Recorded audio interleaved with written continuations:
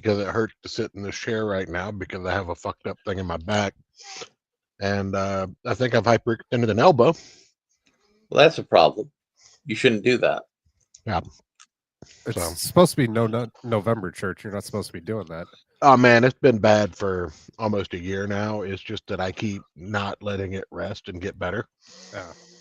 Or going to a doctor. Or a chiropractor. Or an acupuncturist. If I was going to go to a doctor, I'd go to a real one. I mean, chiropractic's not bad. You could also go to an acupuncturist, many of which are real doctors.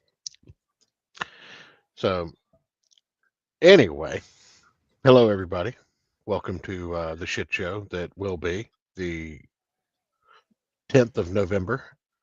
A lot of interesting things have transpired on the internet. Not so many. Oh, one thing, you know what we didn't cover in the realm of comic books? Ethan Van Sciver's pill stream, where he potentially smoked either marijuana or crack at a convention with fans. Oh, yeah. We didn't talk about that. We did not talk about that. I mean, when was the last time we talked about Ethan? Well, when was the last time he did anything worth talking about? Being shit-faced drunk and harassing people at a tiny convention to own Eric July. It's kind of funny. I mean, Eric July makes shitty comic books. Yeah, I think the last time we mentioned him was when we read Isom, and I said that Cyberfrog 2 was better. Well, here's the thing. Regardless of what you think about Isom or Eric July's comic book company, Eric July has surpassed in marketing what Ethan Van Sciver had set out to do in the beginning. He is getting invites to large cons. He has a very stable fan group who don't go around making asses of themselves in public. Well, that's not true. There are plenty of Eric July fans out there doing that. You don't see it. You don't see it as much. It's not the same as the EVS fanboys. Yeah. I mean, I don't see comic skaters in general. Yeah. I mean, you might have fans doing stupid shit, but it's on a much smaller scale, I think, than creators doing stupid shit. I promise this is the last piece of peanut butter taffy.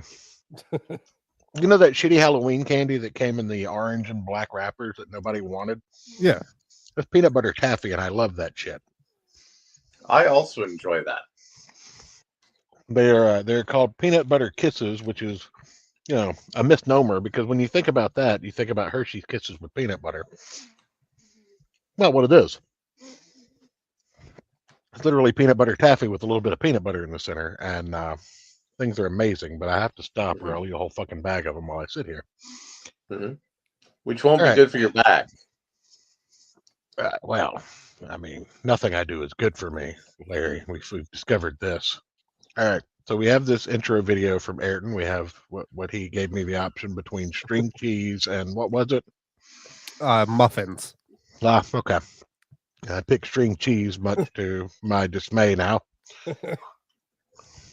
Go ahead. Let's do it. An entire jar for the same amount of calories as one string cheese. Yeah, but string cheese is delicious, and that's a jar of yucky fuck. I don't want a jar of yucky fuck. I want the string cheese. All right. I mean, I agree with the troll. I mean, that looks like a more pleasant version of Movie Bob. I want to know how he got the underside of his bridge to look like the inside of a house. Like I initially was going to chastise you, Ayrton, because I read the jar and I was like, "That's not string cheese, you dumbass." And then you said, and then fucking Mundane Matt came on to set me straight.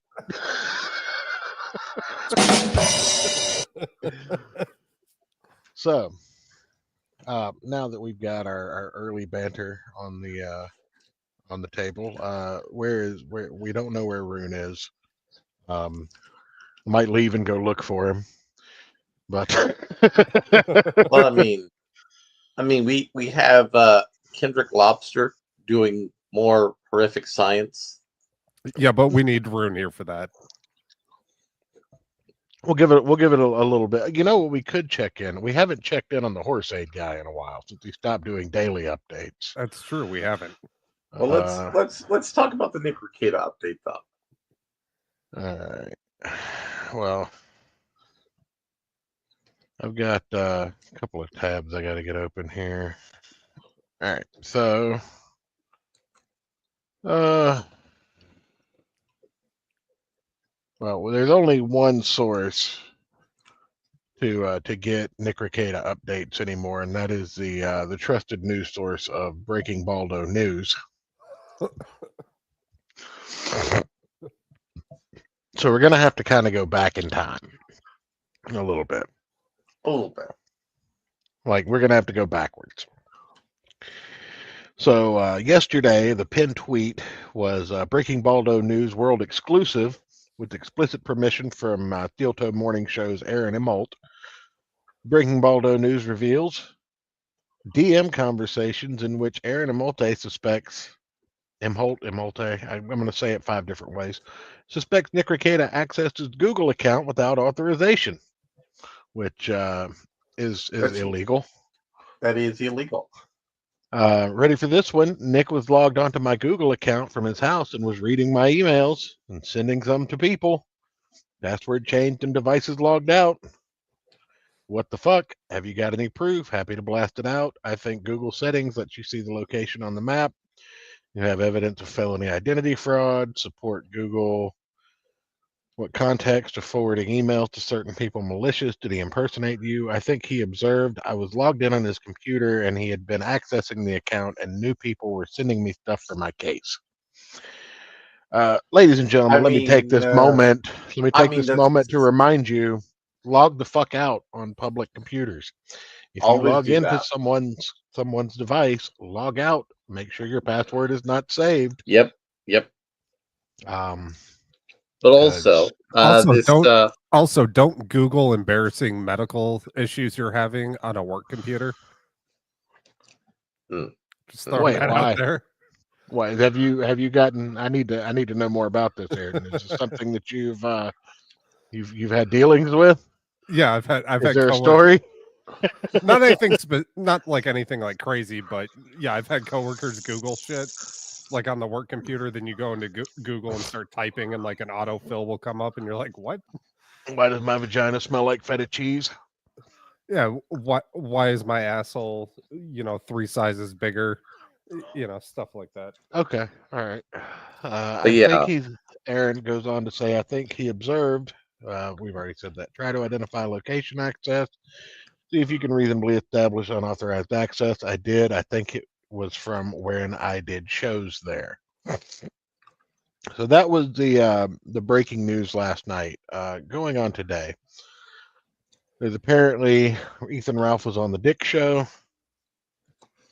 Let's see, 5th day of being jobless, Keno and more. All right. Ralph with his Israel picture. This is kind of old.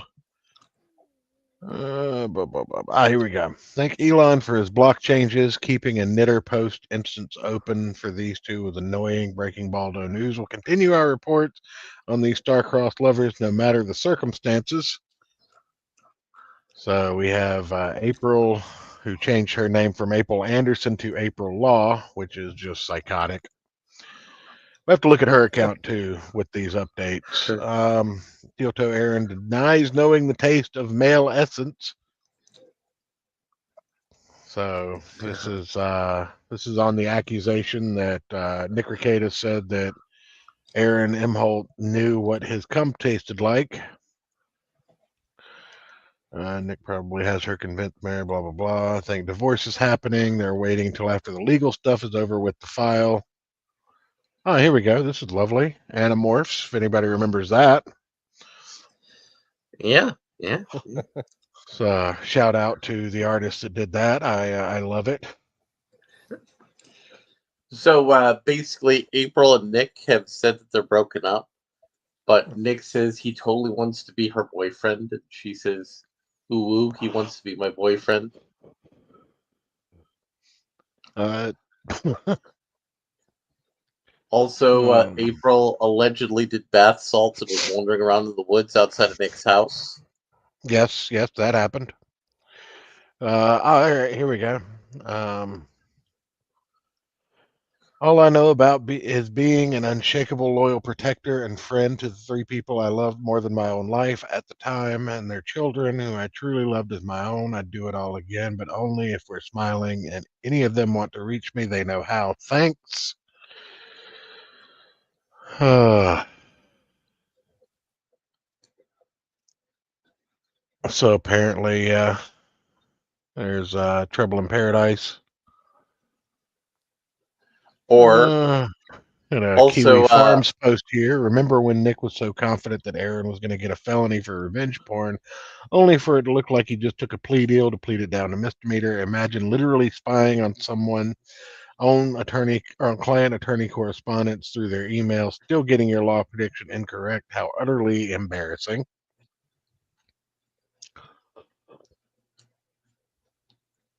I mean, we talked about how Nick hasn't been a member of the Minnesota Bar in years.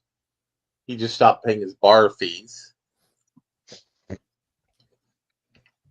What now? Nick has not been a official lawyer in Minnesota for some time. He just Really? stopped paying it. He just stopped paying his bar dues. No, he failed to pay them. I think once, and then immediately paid them. No, No, that yeah. is not. No. That is not what the Oh, Minnesota Bar has reported. Nick Let has me find it. not Somebody where's sent the it to source on me. this? the Minnesota Bar. Yeah, where's the source on this? Like, Nick is again, not I've been currently. working. Yeah, Nick is not currently paid, and has not been currently paid in several years. I think there's a screenshot on Kiwi Farms. Hold on. Somebody sent it to me last week. Give me a sec. I'll see if I can find it.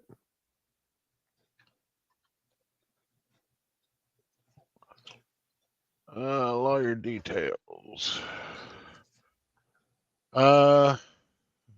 Authorized to practice law. Last payment was the 3rd of November. Huh. Yeah, he just missed a payment. I swear I saw a screenshot somebody sent me that said he wasn't. I think he paid on November 3rd once that prior screenshot got out. Yeah, but it's a yearly payment. So if he missed his annual payment for like a month. Yes, but he had missed it for more than a month. His last payment was listed as like 2021. We can look that up. Yeah.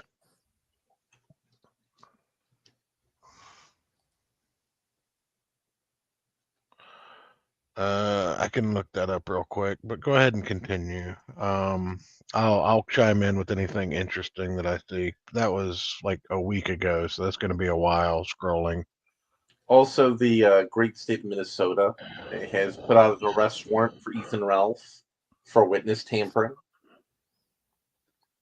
for making threats of physical violence towards Aaron M. Holt, which is pretty good. So now Ethan Ralph can't go anywhere in the country. His daddy left for him. Right, because if he comes into the country, he's going He to gets get. arrested.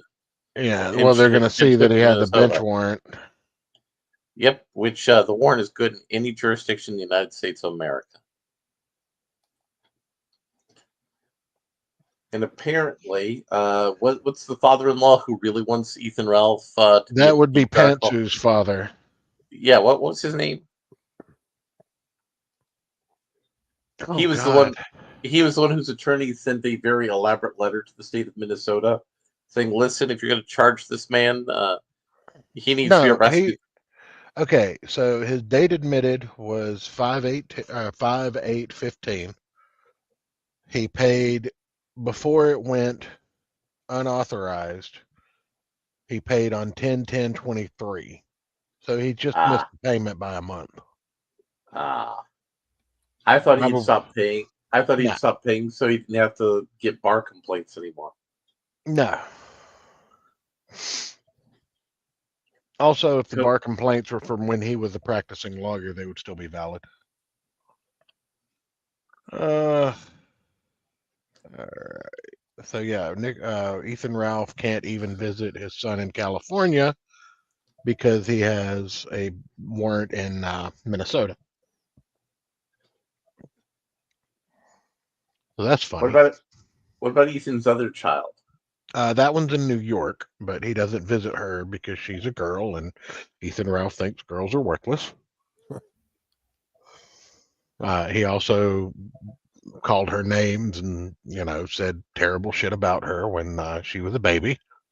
Blew weed Also- smoke in her face a couple of times. So that was good. Also, did Ethan Ralph recently get beat up by a bouncer at a Mexican whorehouse? Allegedly.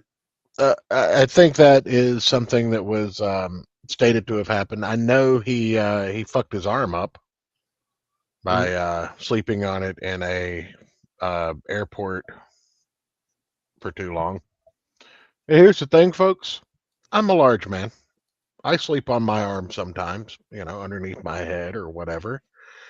The worst thing is I wake up and have to let the blood flow back to it.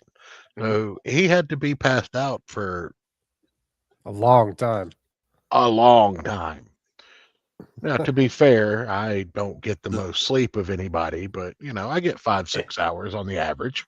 And also, you're not eating handfuls of Xanax. Only because of access, not because of desire. Just got off the phone.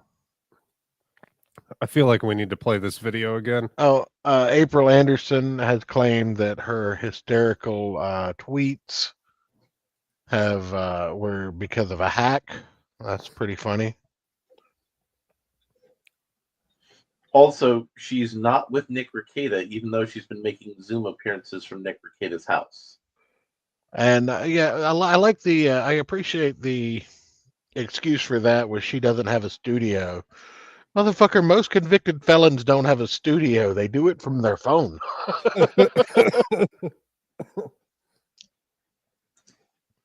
Andy Worski celebrated a year of sobriety. Congratulations, Andy Worski.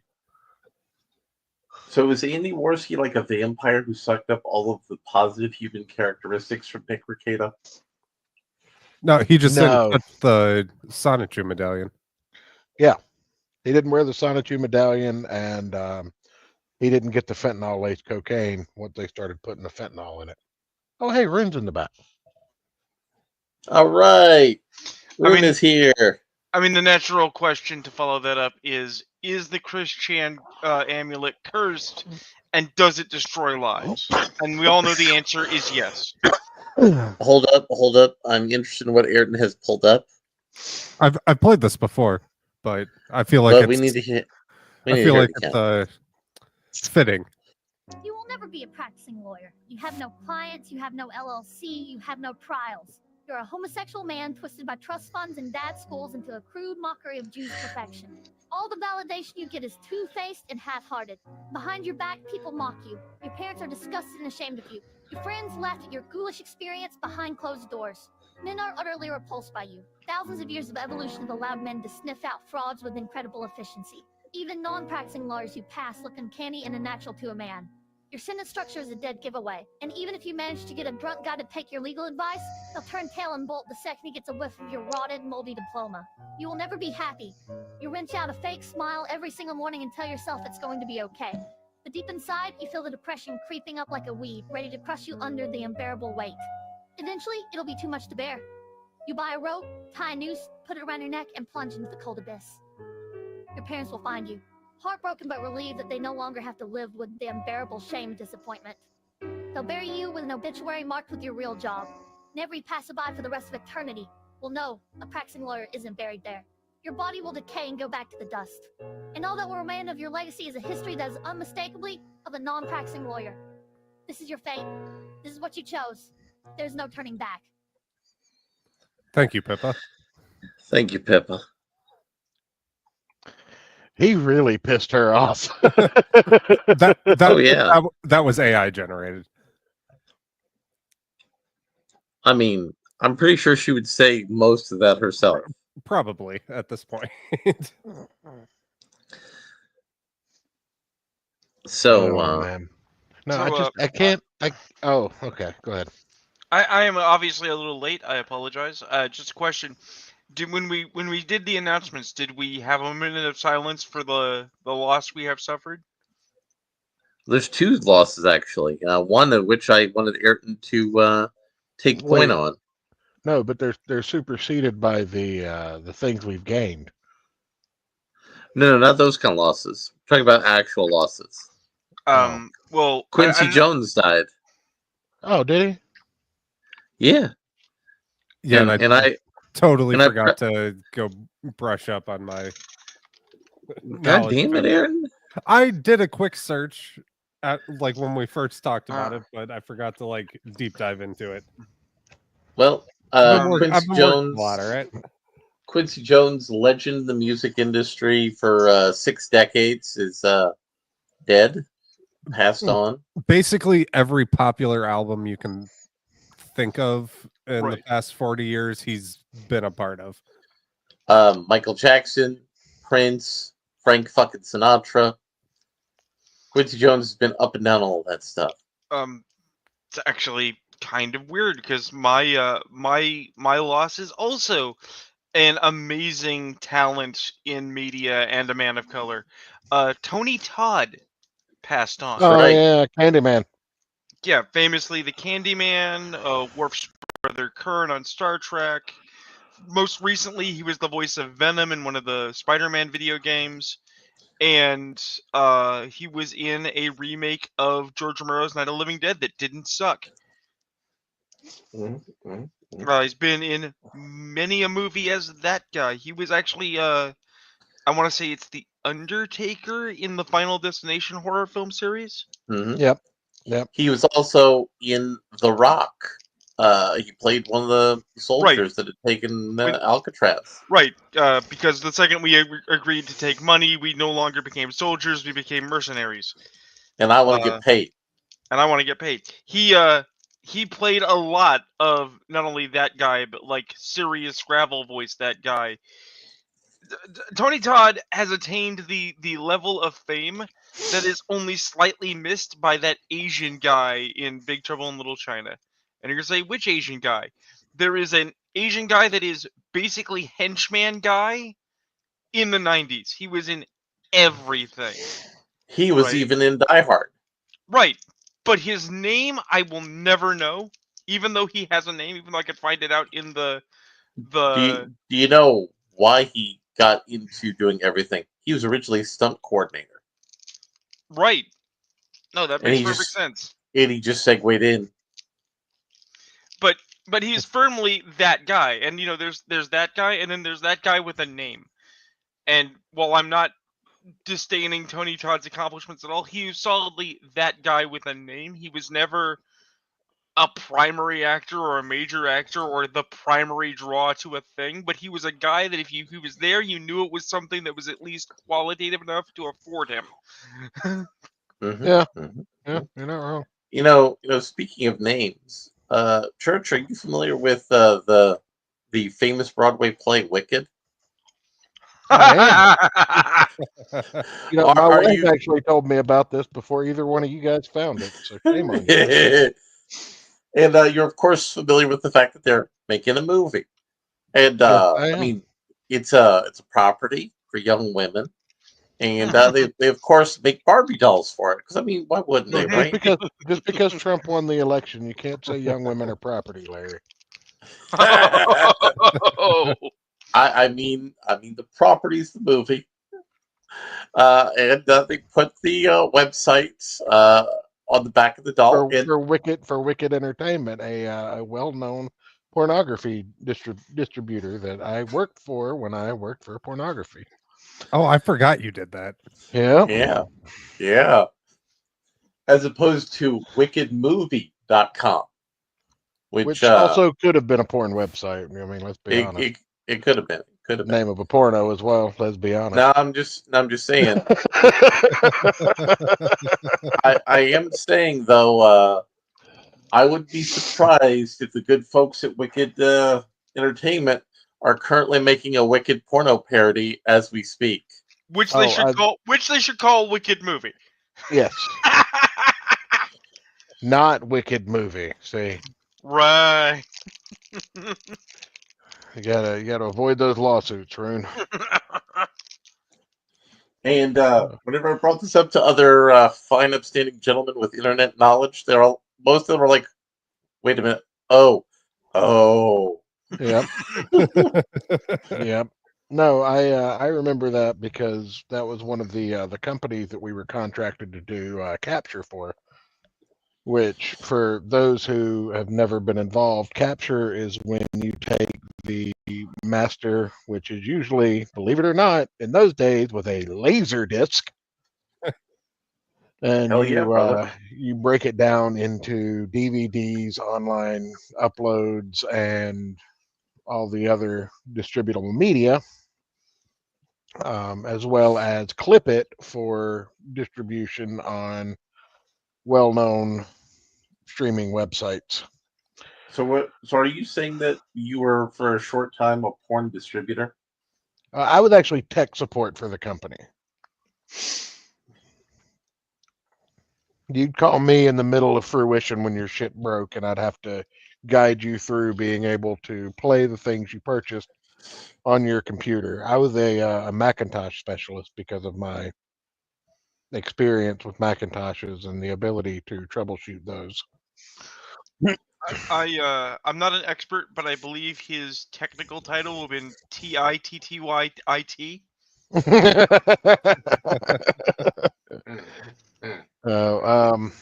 Yeah, my favorite thing was because see, I ran the overnight shift, so I would work from midnight to 11 a.m.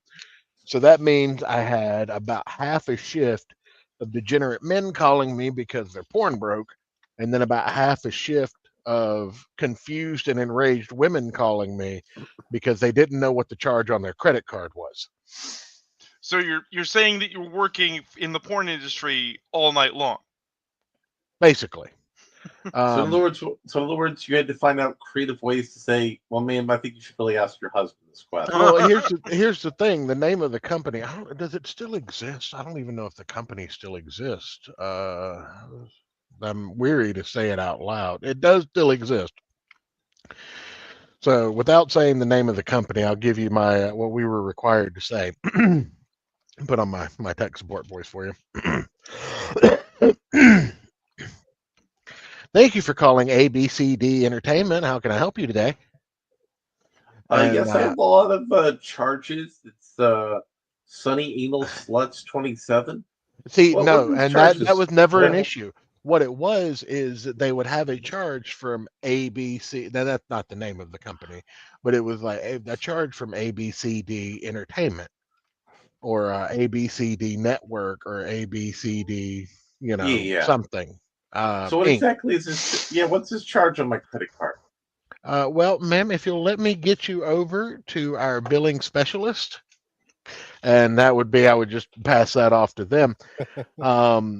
But Did you ever pull the? sometime after about 6 months of that, billing got overwhelmed because they also had to deal with the credit card companies dealing with the fraud disputes.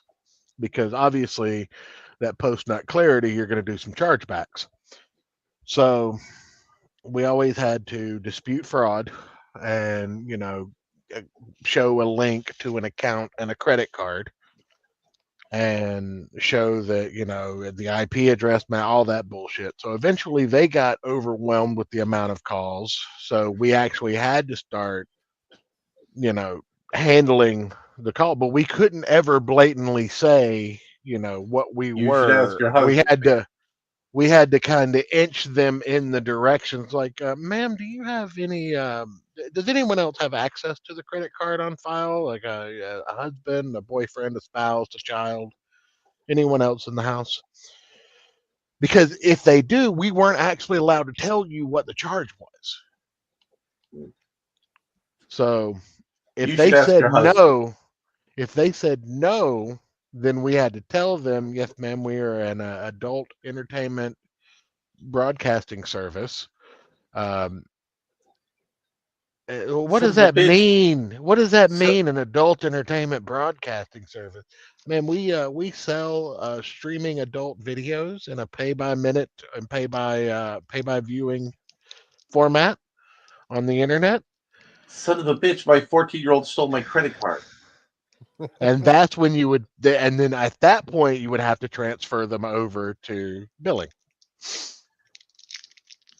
And then Now, you'd have an awkward situation. Sometimes you'd get the awkward situation where the woman would realize that it was porn, and she'd be like, "Oh, I know what this is. I'm so sorry." And you could like feel her embarrassment from the other side of the phone.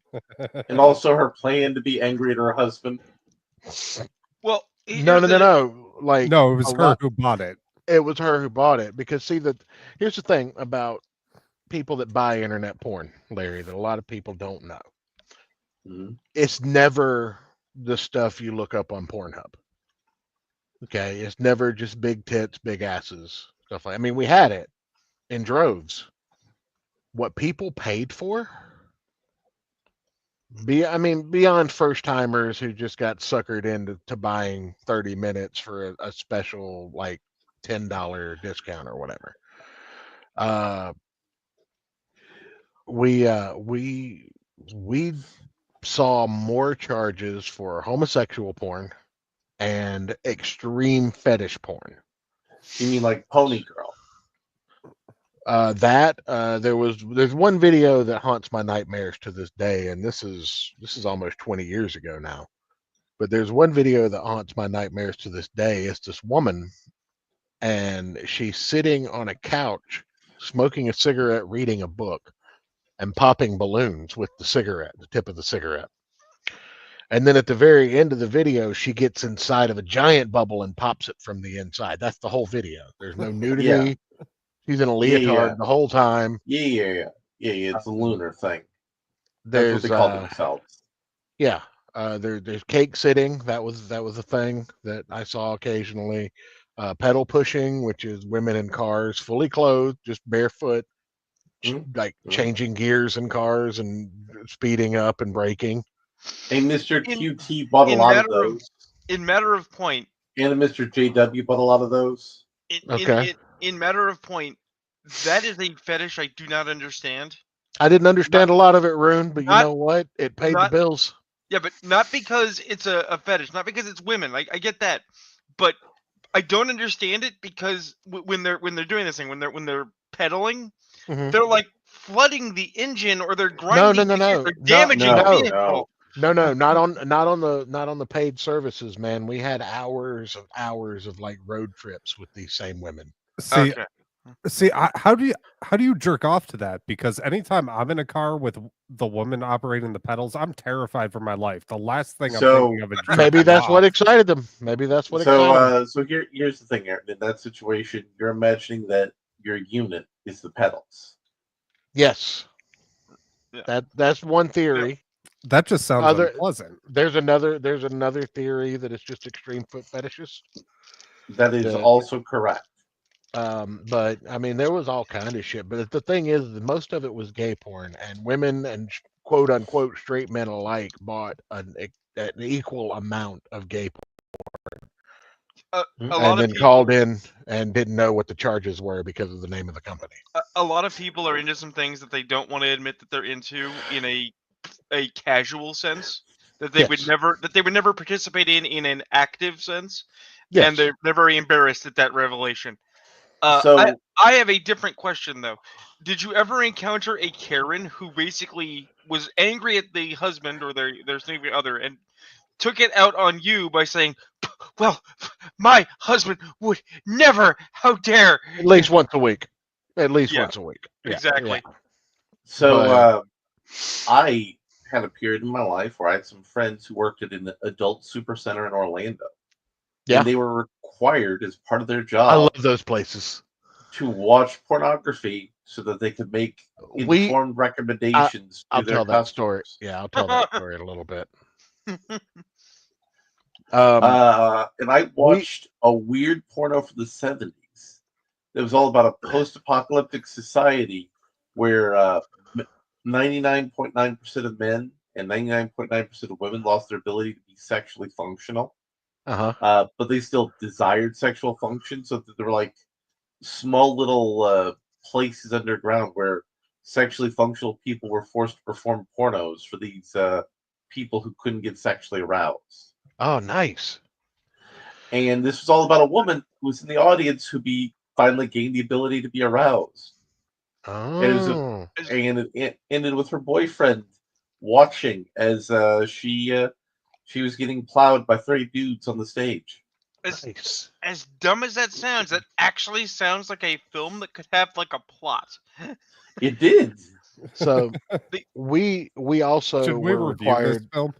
Do you We remember were- the name of it? No. I don't Truck remember. Truck Stop Angel 72. Well, here's the thing. God damn it! If you're a I'm about to look up post-apocalyptic porno, aren't I? here's Yes, the you thing. are. If you're a 70s post-apocalyptic porno. here's the thing. This is one of the things that like your friends never understand. If you're a bad movie aficionado, if you like B movies and bad movies, action films and horror films and whatnot, you also have to have like a secondary, like your major is in B movie studies and you have a secondary in porno. You have to have a second in porno because some porn like sells I found itself it. by being the distaff. Hold up. of a Can movie you pull up the image here, Aaron? He's so I already can, done it. some. I'm just saying some. Yes, that's the one. There were two sequels. Rune, to get back to what you now we know what we're doing in the next couple of weeks. We're watching those movies. Rune, but- and let me put this out there, Rune, before you go any further. Yeah. You're a grown man. Yeah. And even though you did live with your mom, she Yeah. has unfortunately passed away. You don't need an excuse to watch porn anymore, buddy. You could just do it. I didn't need a. Here's the thing. My family was weird. I didn't need an excuse to watch porn while they were alive. Oh man. Oh, But- should we read the criticism? Well, But- hold on. What I'm getting at though is that there's some porn that is not really porn. It's just films that couldn't get funding anywhere else except pornography, or it's pornography where like the director was a madman and said, "Okay, guys, what if we made a porno but it's a real movie?" And there's some stuff that is it might as well be an actual production, and that's becoming more and more common. Yes. Like the Pirates of the Caribbean parody is a Pirates of the Caribbean film if all the main characters are women and they happen to fuck, but it's still a Pirates movie. Or the guy who makes those superhero adaptations is porn. Or while I'm not a big fan of the other one, Lords of the G-String is surprisingly amazing because while they're low budget, they actually make fully grown women look like hobbits. It's neat. So to go back to what Larry was saying, when you said that they had to watch for recommendations, when we would get calls about a link being broken, after we had done troubleshooting and discovered that the link was broken, we had to watch the film to the point where the link broke and then see, like, troubleshoot if we could skip past it and see if it broke in other places. Because see, the system was set up where you could either pay by the minute, which you could buy a block of time, and then you could stream however many minutes of however many videos you wanted to watch. So if it only took you 30 seconds, I was gonna say, how much did 45 seconds cost? I was gonna say, yeah, well, you had to pay for at least, I think, 100-minute block. Oh. And that was, I think, $25 for your first time special, and then it went up to like 50 cents a minute. I mean, that's got to be rough objectively because even if like you have a timestamp for when the feed broke, you'd actually have to watch the film up to that point just in case jumping ahead doesn't actually Right, resolve the problem. The problem's earlier in the film, I but mean- it breaks later. right. I mean, So so at those numbers, if you bought that introductory package, if you only lasted 45 seconds, that's 133 jerk offs. yes, and a lot of people took full advantage of that. I did track several accounts that were using 1 and 2 minutes at the time on a nightly basis. Sometimes they were using 1 or 2 minutes at the time, 3 or 4 times a night, but it was always in those intervals. There were some people that watched whole fucking movies and scenes and just let it play. And, I mean, more power to you. I never judged anybody. But yeah, I had to watch. That's how I ended up watching some of the weirdest shit because you never get lucky where it's just something like you're into. So it's always the weird shit like cakes or balloons or petals or gay or fucking, weird party That- hats with dicks on them. That's why I can't write porn on commission. I tried. I really tried. And the thing is, you never get asked. Just like, hey, can you do this thing with 2 characters fucking? I'd be like, oh sure, yeah, but done. No, they always want the most degenerate, bizarre shit. He hates Listen, me and I listen, fucked him from the inside. listen. What I need is like that bat from Sonic the Hedgehog. What I need is that bat from Sonic the Hedgehog when she gets eaten. Not like the way she just consumed it in Sonic's belly. No, like she's cut up into pieces and eat. And Here's the Sonic thing. eats her. Here's the thing. All of the jokes you guys are making is the kiddie pool. It is the not bad area of the things I have seen. I am a damaged person. Rogue the Bat for.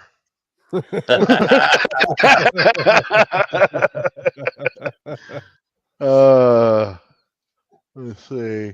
Yeah, here we go. Rogue the Bat Vor sequence. Yes, I am over 18. I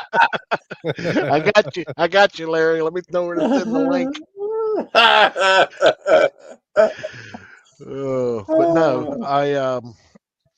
But no, but like I said, you could pay by the minute, or you could rent the video for a set price, or you could rent individual scenes. That's why we had Capture have to break it down in so many different ways.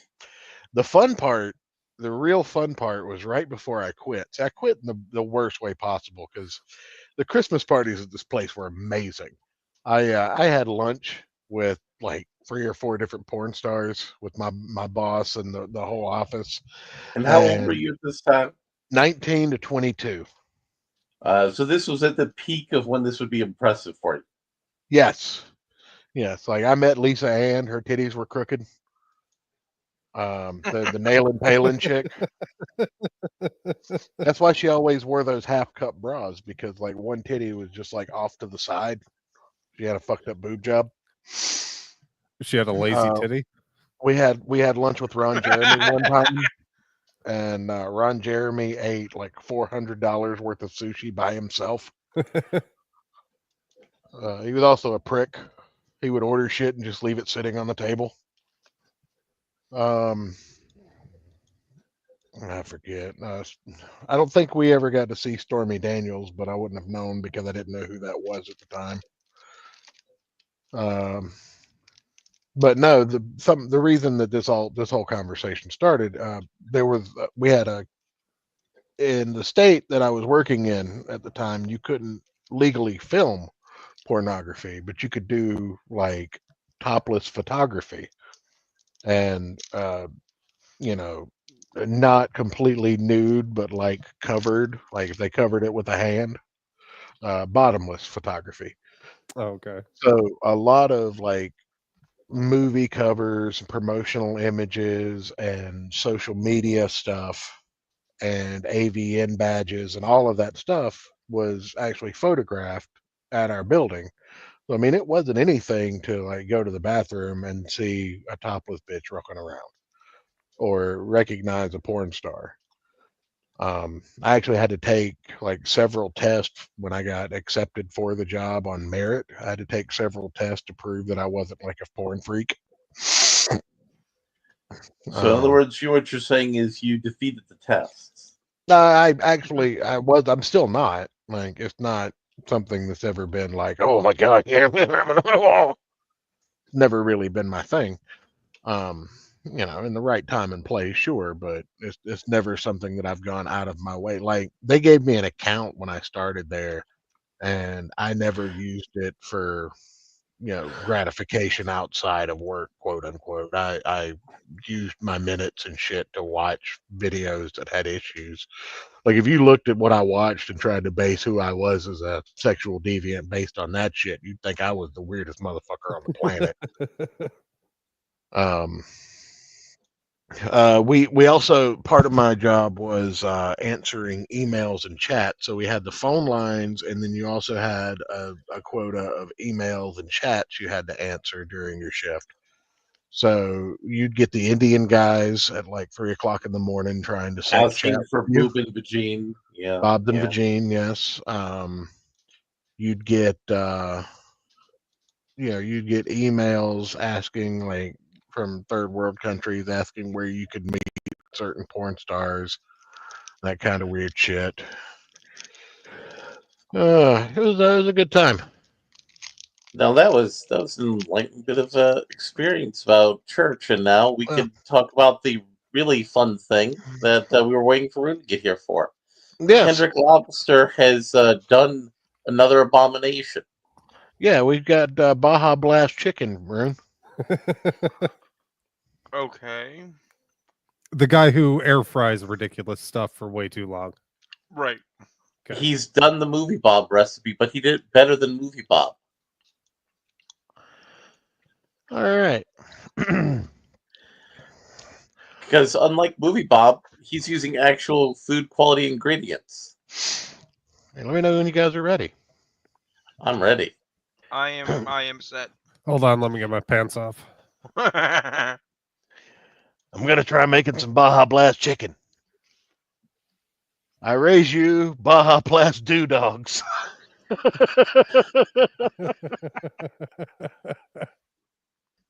Oh. We gotta. So, Did the tweet get out of order? I think you gotta go to his pinned tweet. Oh, there we go. Oh, there it is. now I have zero idea what I'm doing, so I'm just gonna add a bunch of shit and see what happens. Oh boy. Obviously, I need No. vegetables. Well, hold so up. we've got Scroll the back trifecta. up. Scroll back up. Is that a Oh, play there's a button? video. Check it.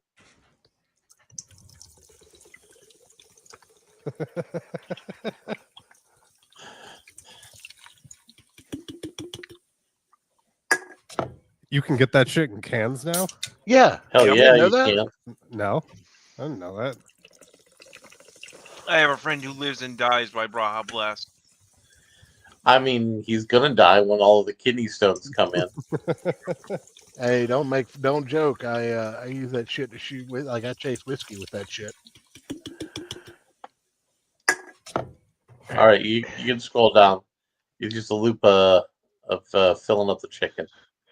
So, obviously, I need vegetables. So we've got the trifecta. We've got our onions. Mhm. Got our carrots. Mhm.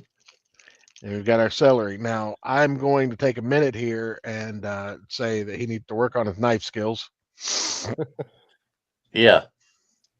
It's making strange noises and hissing. So it's time to make sure I have backup.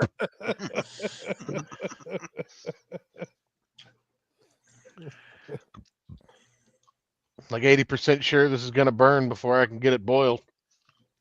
You're a cook, food scientist. Please DM me tips on knowing if I'm past the burning point without engulfing myself in flames.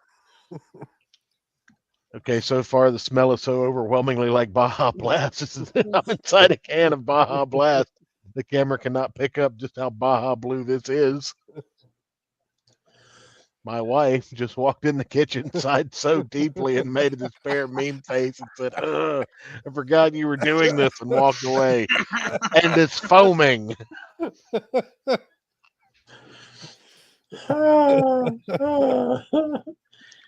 His wife is also a treasure on Twitter. I'm not sure if I should be concerned. It will not come to a boil in nearing 30 minutes. My wife made me go to the dollar store and get utensils only for this. Pots from Goodwill. Thanks, Rachel Ray, for the large amount of cookware at Goodwill. Okay, so it's been almost 30 minutes and it still hasn't boiled. However, the chicken sounds vaguely like when SpongeBob had those squeaky pickles.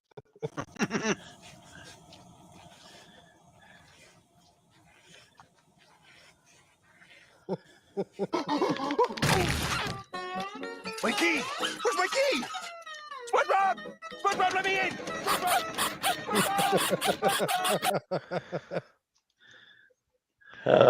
Damn it, I spilled some of the Baja chicken liquid and made it into the craziest hissing noise you've ever heard. Like a wet balloon flapping against the metal sign or something. So it's been about 40 minutes. I don't know if this is cooked, but I'll see how it looks and how our vegetables taste. Not good would be my thought. I don't think it matters, but I flipped the chicken.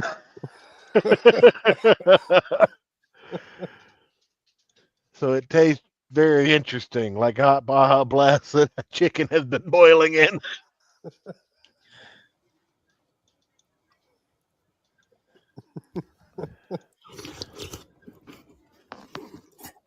Don't slurp it, for God's sake. You gotta slurp it. It's below the chicken, so more Baja Blast is needed. I should have bought a taller pot.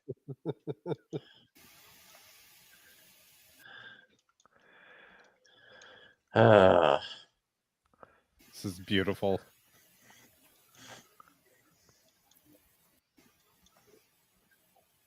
The internet says 165 is the minimum safe internal temperature for chicken. We're almost there. However, it's starting to smell real bad, like almost hot and peppery, which it shouldn't since there's no pepper in there. Internal temp further in is only 158, so we've got to keep going. Got to blast more Baja into the soup. Honestly, this baby seems pretty cooked. I think it's time to come out of the soup. It's going to go a little longer. I just found a spot that was 164, and I'm not playing games with salmonella. Take this opportunity to say no. I won't see your comment calling me a dumbass or trying to get me to buy your crypto. But go for it anyway, so everyone here can insult you in the replies. As always, I've mailed a check for double the amount spent here to the local food pantry.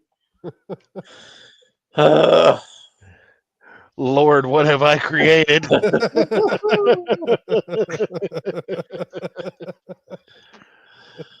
It looks like a lobster. It doesn't look like a chicken anymore. It's for sure cooked, and honestly, it smells good as hell. Okay, so it's a little bland, like a little Yankee Candle, but it's for sure Baja Blasted. It's not bad, but it's not good, but it's not bad. The soup, however, is awful. All right, well, that's it. It tastes like a chicken boiled in Baja Blast, and I don't think it's a good replacement for just making the chicken without Baja Blast. If anything, I kind of wish it was more Baja Blasted.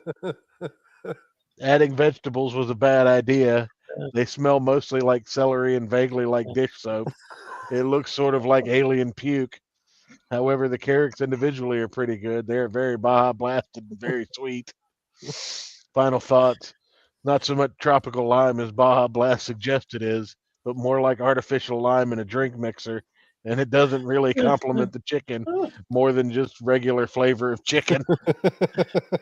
Thanks for being here. Check out KL Media. What? Wait. There's more. Oh, a better idea has presented itself. Let's make Baja Blast chicken rice. All right, so the rice is very, very blue-green teal. Doesn't show well on camera, but it's legit delicious. It's like sweet and tangy and makes good chicken and rice soup. Guys, this is a win. I added an egg to hard boil. It's just an egg and doesn't taste like Baja Blast. Came upstairs to put my daughter to bed and it smells like Baja Blast chicken up here. My wife is going to be so pissed. As usual, a lot of replies about how wasteful and how expensive food is. And I already ate the soup and a bunch of chicken. Plan on using it later. Baja Blast chicken salad. Hell, if I could figure out canning, I'd send one of you the cursed Baja Blast stock.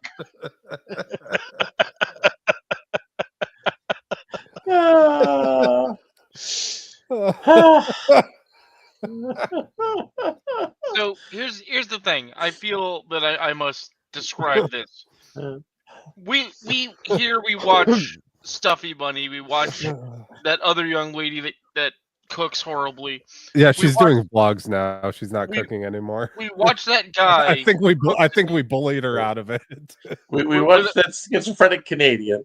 Yeah, we watch that schizophrenic Canadian.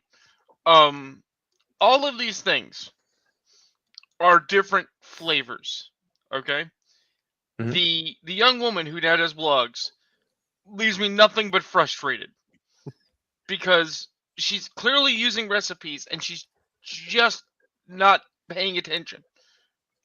The crazy man in Canada is a crazy man, and I don't blame him for his crazy. I just wish he wouldn't share it with the world. Stuffy Bunny makes me sad. She's going to die one day. Right, it from makes me her- sad her because she is YouTube. abusing herself, and I agree with my friend. Us delighting in watching her abuse herself is not good for us. It's not great. Yeah, but she's British, so They've got a Your point. mileage may vary. It does damage but- our souls a little. But here's the thing. Wait, Kendrick you guys still Lobster. have those? Yes. I Kendrick sold mine Lobster for is some Pogs back in 1982. Kendrick Lobster is a treasure. Yes. Okay, but he gets these insane ideas. He executes them, and they are executed with a level of nuance and intelligence that says, yes, I know what I'm doing is crazy, but let's do it anyway. That's so much better than wondering whether or not the person doing it realizes how dumb they're being. I made Big Mac Sure. tacos the other day. Rune, did you just pontificate for 2.5 minutes on the merits of cooking chicken in Baja Blast? Kind I of. I just pontificated for 2 minutes on the merits of having the gumption to cook chicken Baja Blast on purpose to show why it's a bad idea. That is different than someone that goes out of their way to cook a chicken by cleaning it with dish soap because they don't know any better. Well, no, they do. They were taught that you clean with dish soap. Right.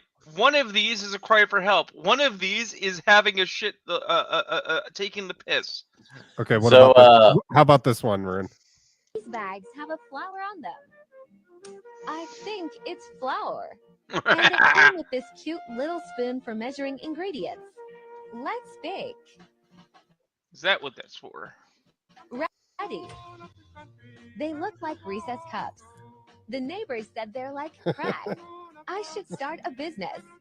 Time to make more. I need to eat these every 15 to 20 minutes.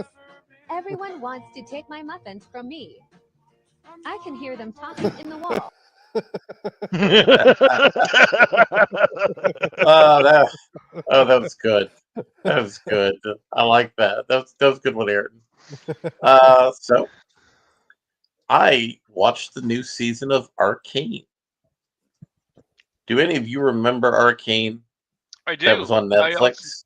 I do. I also remember I have very little interest in actually going out of my way to watch the second. And why is that? To use the nomenclature that we have loosely agreed upon, it is extremely mid. Yeah, we agreed on this nomenclature.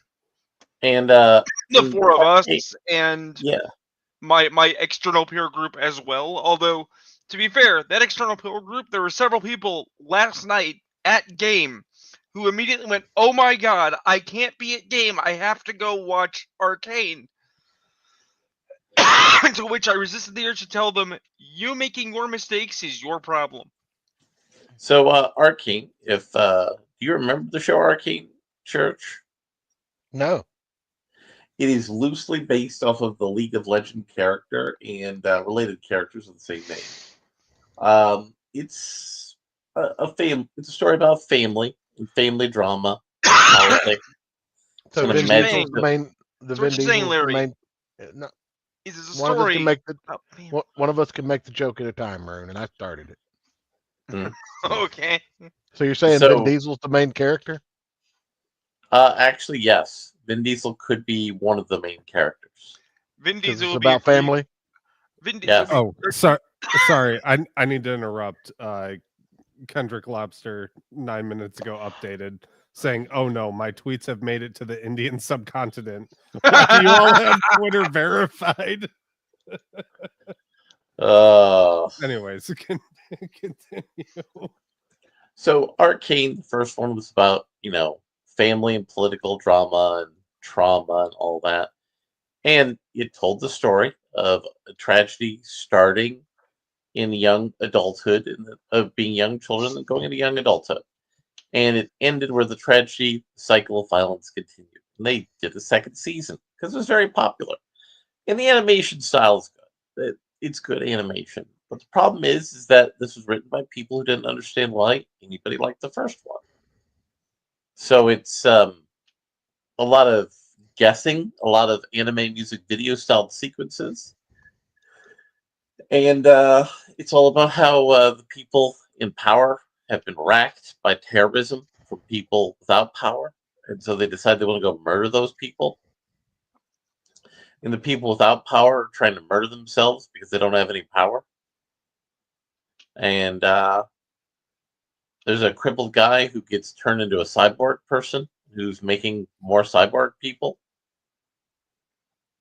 And I'm like going, wow, this isn't very good. And more importantly, this wasn't as good as the first season. That sounds tedious. It is tedious. And I did have an important observation from it. What tends to happen with streaming series is they lose their mojo between season 1 and season 2 for a lot of reasons. One of those being typically streaming seasons happen a lot later than regular serial TV seasons. But also, there's more of them, so there's less people with the skills on this guy knows how to make a TV show. So is that why this season of Arcane was so mid? What do you think, Rhea? So, to be fair, let's start with I have not watched the season, Mhm. and I in fact just said that the first season was extremely mid, and I'm not going to justify why. Is it because of all the lesbians, Rhea? No, although that doesn't help. So, League of Legends is a Cancer? mess of no. I mean, yes, but no. It's a mess of a setting that is in the process of scrubbing its own lore and starting over again. So, the history of League of Legends, in extreme brief, is at first it was, in the beginning, it was a Warcraft 3 mod. It was a map called Defense of the Ancients. And a group of people who were modders and programmers said, hey, you know what, this is really good. What if we just made our own and scratched all the serial numbers off? So they made Defense of the Ancients and called it League of Legends. And what they did was actually good work. Like, they made something interesting and different. But when it came to lore, they just threw spaghetti at the wall. There was no cohesion to setting or lore or concept. They have been scrubbing that old lore. They've been removing it to put in new lore that is more cohesive, because now they're a business. Now they make money. Now they want to be multimedia, and people want more League of Legends in their face. Right? Okay, fine. The problem with the Arcane TV show is, first and foremost, the member berries. It is nostalgia bait. Remember League of Legends? Remember this character? Remember that character? That's all it's built of. Okay, fine. But the next problem, as I'm now staring at whatever the fuck Ayrton's doing. Amazing. I'm not doing anything. Sure. It could be church. It is still a bait. soundboard. The next problem is choice of characters. They have interesting characters. There is a serious plot, more or less, to League of Legends. You could do something fun, but they chose the least interesting characters for the least interesting story about the least engaging, most whiny fucking narrative. I did hear something about the main character. I heard that she's a dirty woman. Yes, she is. She is in fact pretty. So what they did is you have two characters who were raised together in poverty. One is going to grow up and be a super cop who punches people in the face. Mhm. The other one is Diet Harley Quinn with a heroin addiction. Also, the super cop who punches people in the face is a lesbian. So it's extremely It's a on shame. brand. So in the first season, it was a narrative about those characters coming into their own. How did they become these characters? Well, let's tell a story. Fine. Whatever. That Okay. worked. Why does the second season, more of the same, not appear to be working? Because I did see the preview where Vi, the super cop, is down on her luck and is now fight Emo? clubbing her way through emo and fight clubbing her way through the underworld of her city state. I Because I think our new guest actually has an answer as to why it's not working. Okay. There's no such thing as racism, sexism, homophobia, Islamophobia. Sure thing. Sure thing, Jesse. Please stop. Islamophobia.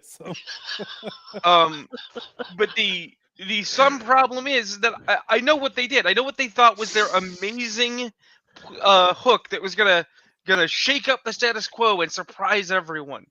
What if we took these two characters and inverted their social positions? So we're gonna take V and put her in a bad way, and we're gonna take Harley, not Quinn, and put her in a good place and see how different but the same they are. Whoo! Because nobody's ever seen that shit before. Now Jinx is going to be leading a communist revolution. Right. And that brings us to an actual subject of interesting conversation, which hopefully Jesse will not interrupt me about. Here we go. Is that the reason that between seasons these things start to fall apart is not just because they lose the mojo, and it's not just because they're releasing them a season at a time rather than an episode at a time, and it's not because of the length or lack of length of those seasons, although a lack of length is a serious problem. Why don't you tell us about it, Ayrton? Oh no, it's great. I can wear Right? I can wear like nice fitted pants. Don't have to Sure. worry about it. Amazing. The reason all those Jezebels aren't staring down at my junk. Right. The reason that they lose their mojo is because when they were sitting down to do their plot, all the things that you just said, Larry, they never said, okay, but one, why, and two, how does someone respond to that? You want to do a narrative about someone being angry about power differential. Okay. Do people actually sit around and think, oh, I feel like I do not have sufficient power because someone else has power? No, that's not a motivation. People do not think that way. They disguise, even if they're not aware of it, their motivations in other trappings. The power differential might be the base. It might be the primal lizard brain aspect, but it's going to have some sort of civil, intellectual, and emotional drive that makes it function. And that's what they don't have. These characters become robots to the plot that are voice boxes, not even for the writers, because I would bet that the problem is not the original writers or the original creators. It's the producers who come in after the fact when the property is profitable to give their 2 cents, to give their notes, to get their name on the credits so that they can make money. Rune, the thing is that the show is completely separate from the canon of the game. I'm not talking about the games. I'm talking about on a television show, producers come in to give their 2 cents because it's their money, but they're not part of the creative process. Yeah. When what they should be doing is using their position as producer to shepherd and protect the property so it continues to be profitable by making sure the writers don't go off on a fucking tangent. Which is also bad. What I'm saying is the studio that makes League, their they actually minimized their involvement in Oh. season 2. I'm sure. I'm And they saying go- this is, I'm saying this is a Netflix problem. This is the Netflix Yeah. guy. Because basically they're using this as sort of a palate cleanser before the new lore is finally a fully operational Death Star. Right. But I watched something that was actually good. I watched the movie Focus. Have any of you heard of this movie Focus? It's an old Never, movie never, that- never, never, never, never, never, ever. Who's never, in it? never, never, never, ever, ever. So this was a 2015 movie that Netflix was pushing, starring Will Smith and Margot Robbie. This was before they did Suicide Squad together. And this was the first movie that started the allegation that they were banging. It's a movie about con artists. Margot Robbie is a new con artist who's not really good at it. And Will Smith is the established con artist. And he discovers her, she discovers him. He introduces her on how to be a professional con artist and make real money, not chump change money. So let me make sure I understand this. Will Smith is Will Smith. Basically. This is not one of Will Smith's better acting jobs. He's just playing the stock Will Smith character. And this all builds to the second half of the movie, which is about Will Smith deciding to con all of the people who run international race teams out of a large sum of money. And Margot Robbie is involved, but it's not clear, at least initially when you're watching the movie, if she's in on it or she's not in on it, or if she's running her own unrelated scam. There is a setup in the first part of the movie, payoff for how the ending works, and they end up going off together happily ever after. Thank you.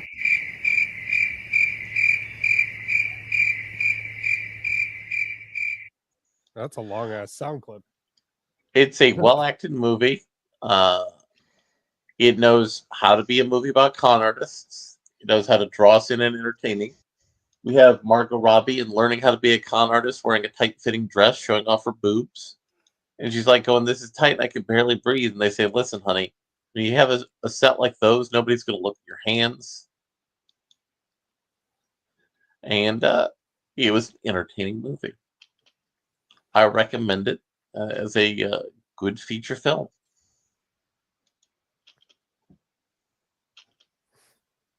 All right, then. So, Rune, did you Yeah. have anything to bring to the class this week? I didn't really read anything. I don't think any of the stuff I watched is of particular note. Since most of it was going back and scrumming through very old stuff. I did have an interesting thought though in a conversation with a friend of mine this morning. Okay. They were talking about how they are actually really enjoying both the events that are going on right now, both the Dark Ultimate thing that Marvel is doing and the Absolutes over at DC. And I tried to engage them on it. I'm starting to lay out, it's like, look, man, I understand you like it. That's fine. People are allowed to like what they like. But at the same time, it just seems kind of dumb. And it's Marvel and DC repeating each other again. Because at the exact same time that DC was having its The Universe Explodes event, Marvel was having The Universe Collapses event. Right? And none of it's good. And it's all going to be stat quo. And there are other reasons that I don't enjoy it that is going on. And basically my peer explained, well, yeah, that's a thing, but I like it. And it's like, right, but like why? And he's like, I just do. I like what they're doing. I think it's interesting. And so I want to put a interesting question before us because introspection is not a bad thing. Are we just burned out old men? No. Yes. You sure?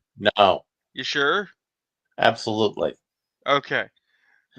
So let me spin a yarn about Absolute Superman, right? So they have subverted expectations about the origin story of Superman. Of course. And when you subvert everything, it's not subversive. So now Superman's parents aren't part of the techno-scientific elite; they're common workers. And the S, which was a family crest, a sign of nobility and honor in the original series, it's now the S of shame that you wear for being part of the working class. And Superman's mom, who was brilliant, was denied access to the Science Academy as a 8-year-old girl because she said something that the government wouldn't agree with. That is awful. Right. Gay. And then we have in this setting a Superman who lived on Krypton before he came to Earth. So we don't have, the man with awesome powers being raised by decent humans and becoming an instrument of, decency given godlike power. Basically, it has nothing that's related to Superman involved in it. Also, they make Lois Lane a government agent for some reason. I mean, it's for the same reason that they turned Alfred Pennyworth into not a super spy like James Bond, but instead just a grouchy, unhappy mercenary. Yeah, it's because they don't know how to make these ideas work. Right. And also, they don't know how to be subversive. Well, the thing that struck me is we were talking about Absolute Batman, and he posited to me that the basic theses of this Batman is not bad. The idea of a Batman that is a working man, even though I would that's argue, awful. even though I'd argue that an architect is not a working man, an architect is still a suit. He's Well, still I mean, white the architect's like white collar, but he's not.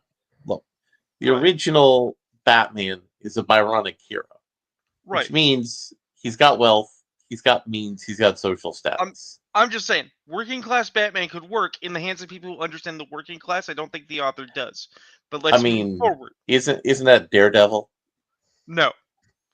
But let's move forward. It is Daredevil. Daredevil's a lawyer. He is not working class. Let's move But forward. Shut the fuck up. Let's move forward. Matt Murdock was poor. He got in on scholarships and he represents poor people. I mean, Matt Murdock's working class. Right. He is a lovely fantasy. Let's move on. The thing is that then it's like, okay, so my friend's problem with it is that he's like 6'6" and is a brick, which would make him really noticeable. Whereas Bruce Wayne is maybe 6'1", 6'2" average, and is just really fit, but can be anyone with some effort, right?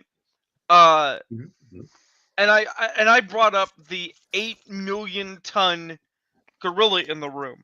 I was like, look, when I'm talking about this idea that some of this is dumb, I'm talking about things like that bat symbol on his chest.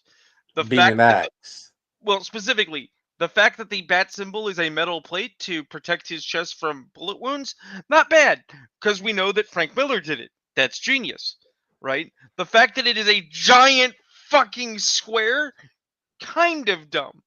Terrible art direction, which we agreed was a major criticism of the whole Absolute line, just the awful appearance of things, right? The idea that many of Batman's tools are multi-purpose and are supposed to do not just the daring do, but perhaps be rescue tools, not bad. The idea that that's a fucking axe and a grappling hook and anything else he needs it to be, fucking retarded. Right?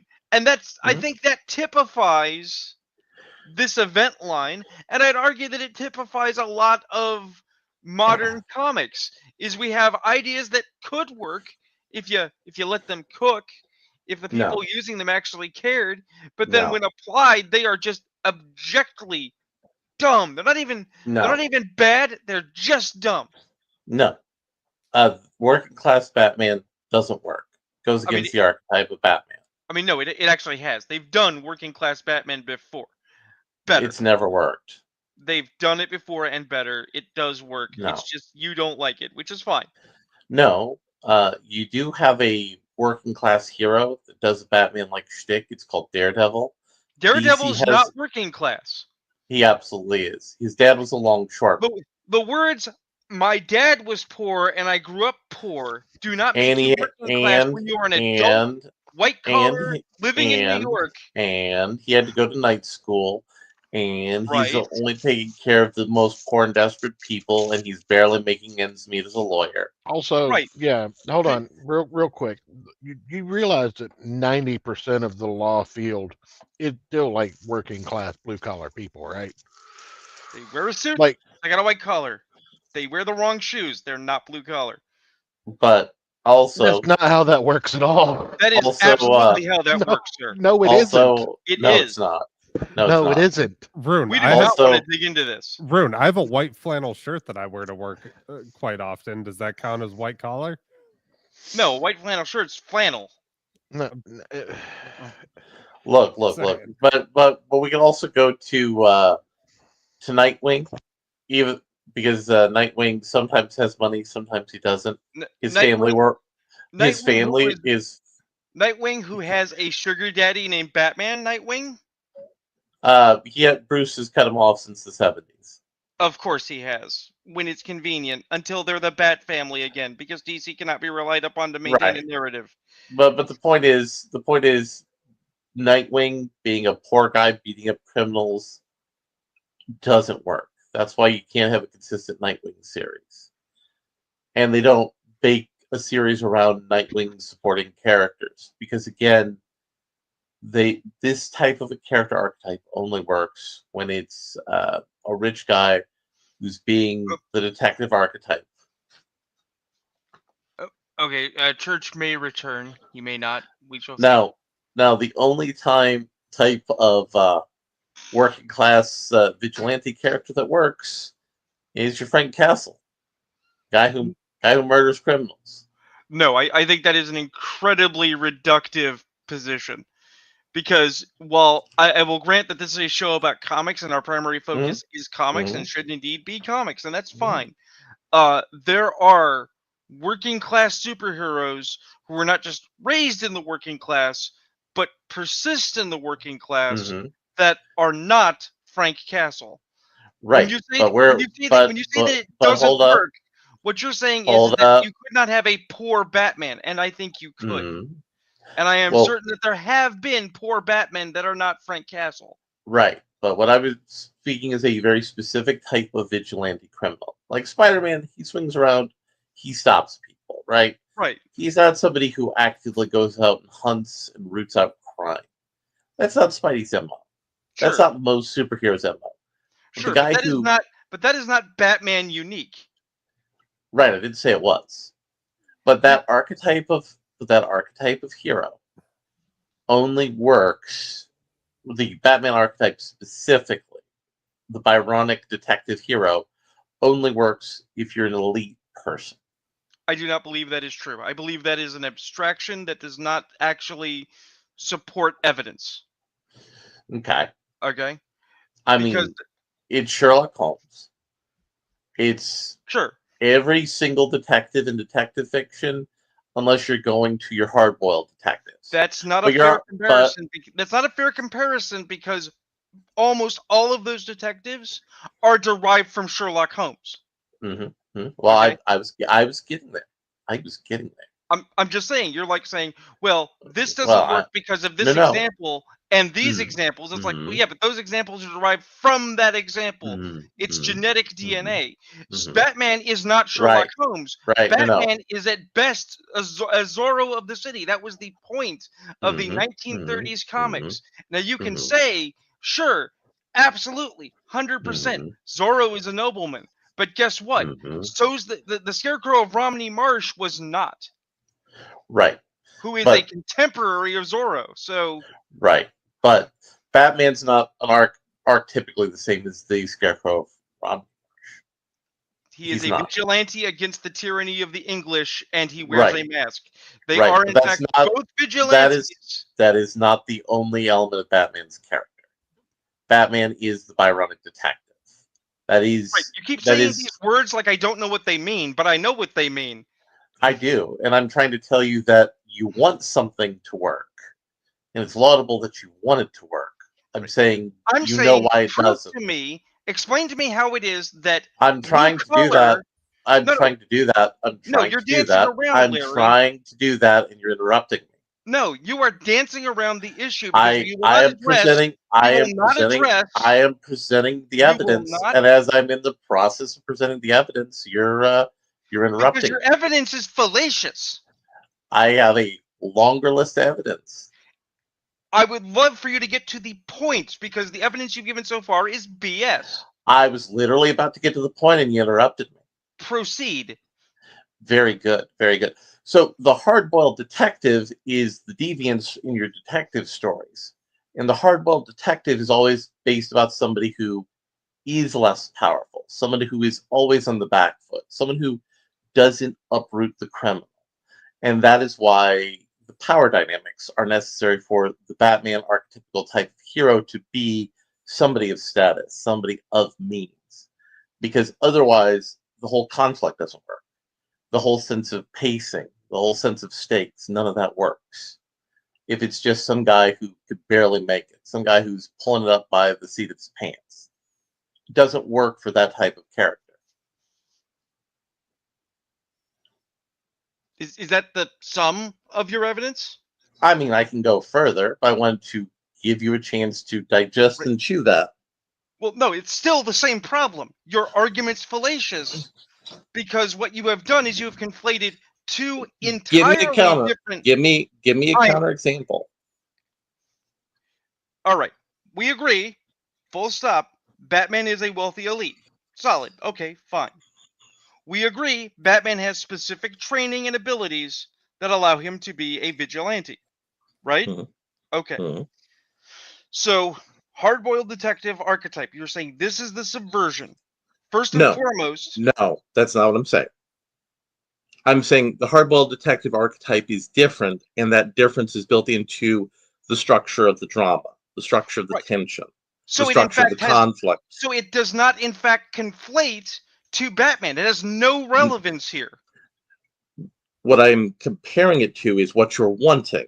The working class hero requires a certain type of drama, a certain type of stakes, a certain type of conflict, And which you are is saying that they inimical. are- Which is inimical to what a Batman story is. And I'm saying prove that. And that's what you haven't actually given evidence of. You've only said that it exists. And you've said that it exists in an arbitrary fashion. I have been comparing things you know, using things you know well, to show this type. It's an analogy. It's comparison by analogy. I know what an analogy is. Right. So you're ignoring the analogy. The analogy is simply flawed. And you have not justified how the analogy works. I did. No, I literally get did. granular. And he's gone. God damn it. Hi, Church. Welcome back.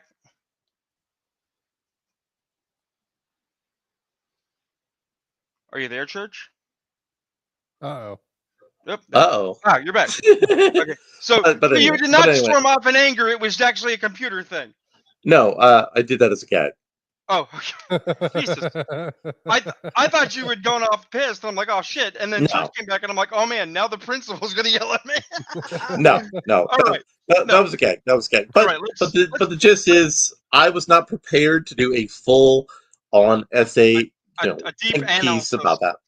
Yeah, no, I was not prepared to do that. And we were dancing around the fact that you understand the point I'm making, and you can't make a counter argument. No, I would like to, but I need you to justify terms first. Okay. There needs to be a clear set of terms, because I could argue, and I probably would, but that's neither here nor there, that the hard-boiled detective and the intellectual detective, though they share common ancestry, i.e. Sherlock Holmes, are so supremely divergent, right? Well, I would counter. That it I is would counter. It is an uneven argument to say Well, one could not be a hold up, Batman you're because the other incorrect. could. You're incorrect. The hardboiled detective comes from the lineage of detective fiction written by Poe. Right, but what was his inspiration? Poe came first. Poe came before Arthur Conan Doyle by decades. I mean, I Poe will was the double check first. their math. Poe was the first person of note to write detective fiction. Well, Ambrose Bierce, but I'm not going to quibble on that. Now I have to Google that. Nerd power. Because I forgot. Actually, Poe, I think, came before Bierce. I think Well, they are contemporaries. That's the. they are contemporaries. All right. So Poe is 809 to 849. Doyle.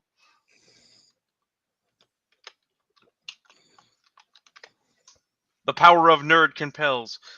Oh, Jesus Christ. Of course. Stupid. Bierce was born 7 years before Poe died. Right. Only pertinent because I believe Bierce wrote a French detective that. No, that's Poe's French detective. Because Murder in the Rue Morgue. Mm-hmm. Right. Doyle was born 1859 and died 1930. So he was in fact born about 10 years later. And worked probably, let's assume, rough estimates between 20 to 35 years later. So I will credit Poe comes first, but I think we can also agree, without major argument and diversion, that the hardboiled detective only comes into its own, not in Poe's era, even if it is derived from Poe, but in the post-war America, probably by like Dashiell Hammett. And was solidified in the collective consciousness, not in fiction, but in film, because Correct. film noir, which means that it has to be at least 1945, 1950. Even so, the thing is that Batman, and we're gonna ignore for the moment the questions of origin and shadow and ripoff and all that. That's irrelevant. We're kicking that out of the window. Yes. Batman is derived from an older, more paternalist interpretation of heroism, and is indeed for the 20th century a wealthy nobleman. 100%. He's somewhere between Robin Hood and Zorro. That's a direct lineal genetics. We know this. Okay. But there's nothing in a Batman that is not also in a hard-boiled detective. In fact, there have been Batman Elseworlds where they said, what if Batman were a cop? What if Batman were a hard-boiled detective? James Gordon is a hard-boiled detective. Absolutely. Bullock is your more stereotypical hard-boiled detective, typically. But here's the thing. And Gordon was a more successful book before Batman, which shouldn't normally apply. But the point is that Gordon stands on his own as a character in a Batman. He has Batman stories, right? Jim Gordon is not somehow lesser because he is not Batman, right? I would say he's lesser because he's a cop, but I mean that's just because you're a libertarian, and you know what? That's okay. What I'm getting at is that how dare you? I am not gay. How dare I attack you with facts and theories?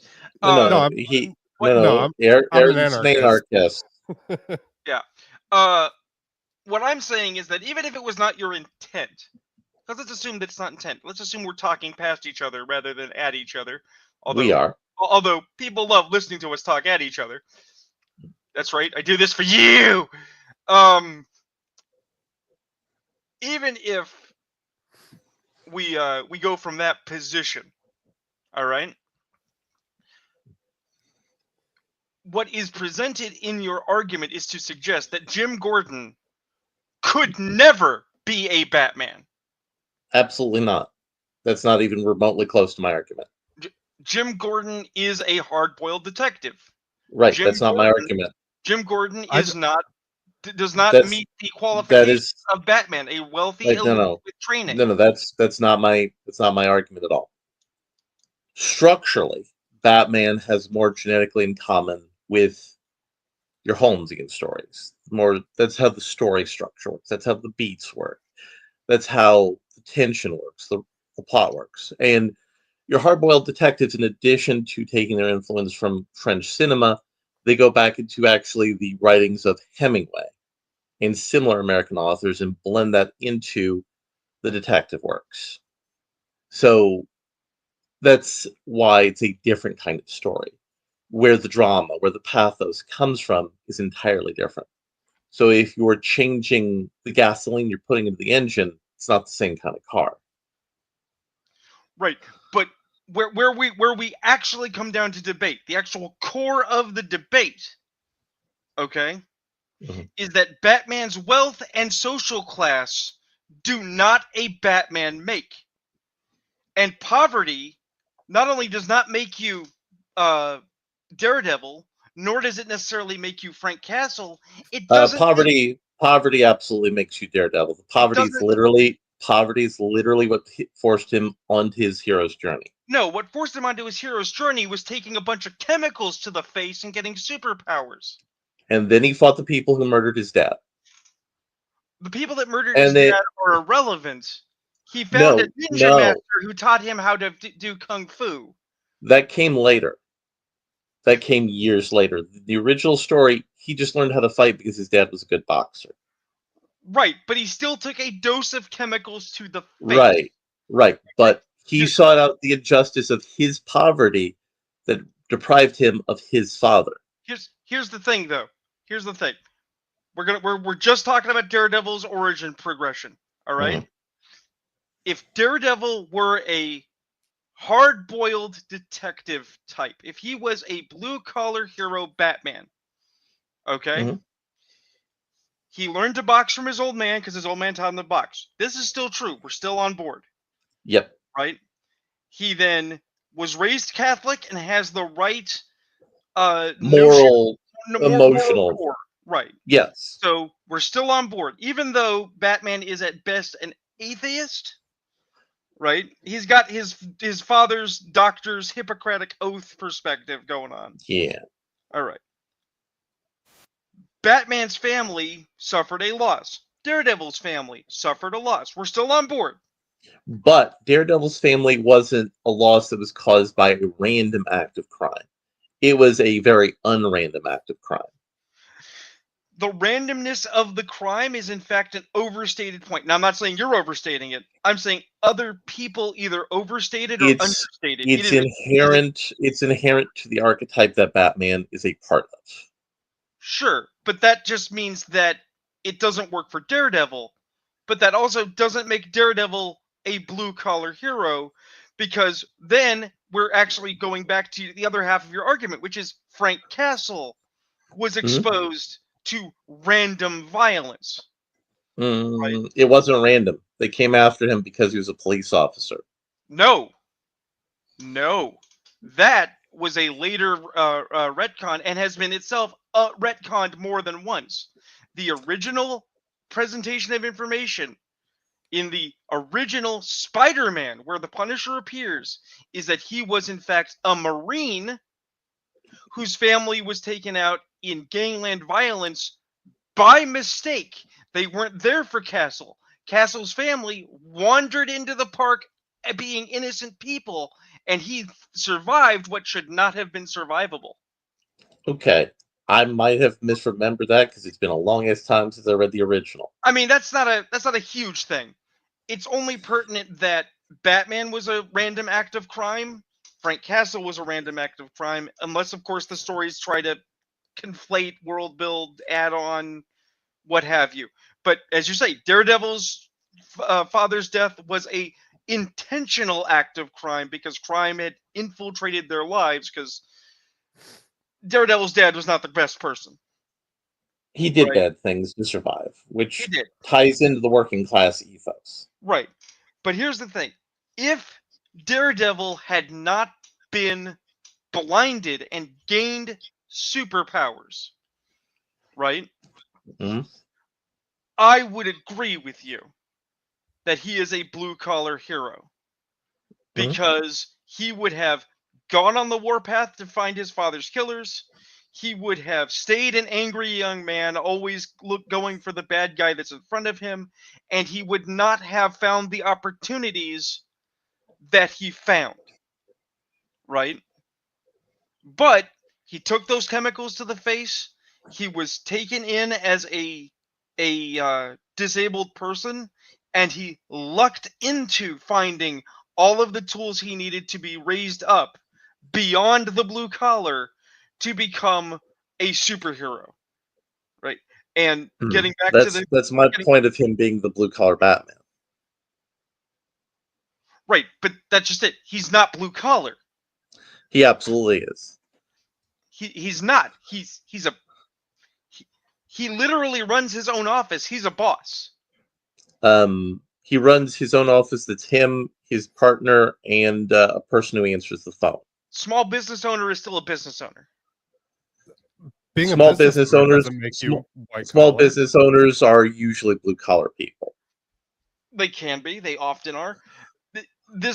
Here's the thing.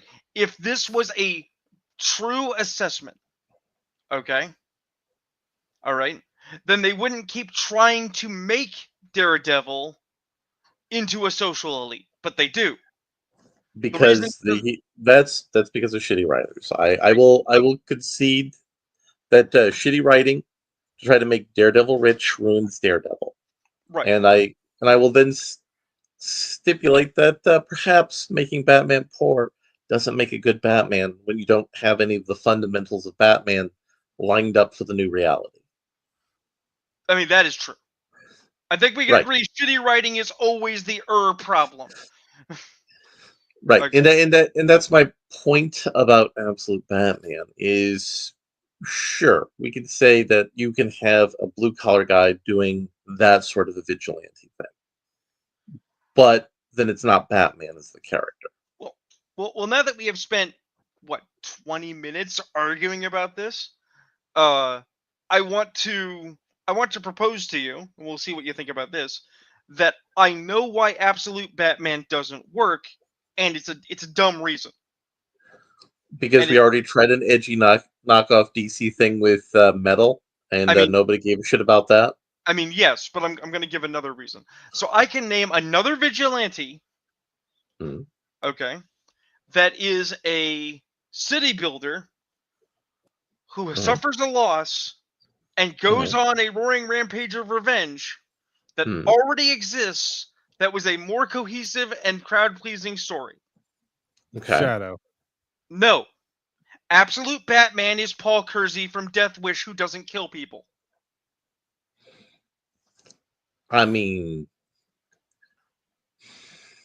Paul Kersey was an architect. Paul Kersey's job was building cities. He had a family, he had a life. It was all taken away from him, and he turned to the gun, like Frank Castle, to solve problems, which is, in fact, where Marvel got the idea for Frank Castle. Because remember, Frank Castle is not Dirty Harry in the... He's Paul Kersey. No. Yeah, he's Paul Kersey. Wait, I thought Frank Castle was the guy that Boogie shot at. I'm sorry. No, that's Frank Castle. It's Frank Castle. Church was making a joke there. But yes, I actually that's a good point there. So this is the guy from Death Wish, but with the body of Brock Lesnar, which doesn't work either. And doesn't kill people. Right, but that's another element. It doesn't work trying to be what they're making it as then by your presentation. Right. Because the architect guy, like, you need somebody who's built like Adam Driver to become that architect fighting the war on crime. Well, it's even dumber, in fact, because when you really Adam Driver's built like a can of Play-Doh. Yeah. But when you really dig into Absolute Batman, they're still trying to do the Bruce Wayne Gothic world building, which makes it dumber. There's Yes. a panel of a young Bruce Wayne building a bridge, and they're like, "Oh, he built the suspension bridge model, but it's like the wings of a bat, so it folds out." And it's like, yeah, because he's Batman. Ha ha ha ha ha ha. It's kind of dumb. It is solidly kind of dumb. The most interesting thing about it was the vicious argument that it has spawned about whether or not you can have a blue collar Batman. I just think that Absolute as a concept is poorly made, and the idea that they had to tie it in to we tricked you into killing Darkseid again, so now he gets to make a universe, but it sucks like the Metal universe, is just lame. I posited this to my wife the other night. Okay. On the premise that you can't have a blue collar Batman. I was thinking about this, and I do believe we were shown what the actual identity of Darkwing Duck was. But canonically, wouldn't it have had to have been a young Scrooge McDuck? You mean to have all the yeah. I mean, I forgot. No, he got his stuff from the spy agency, I think.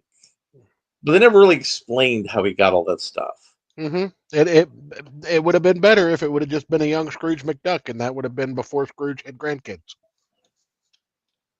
I mean, he didn't have grandkids. Those were Della's kids, and Scrooge was Della and Donald's uncle.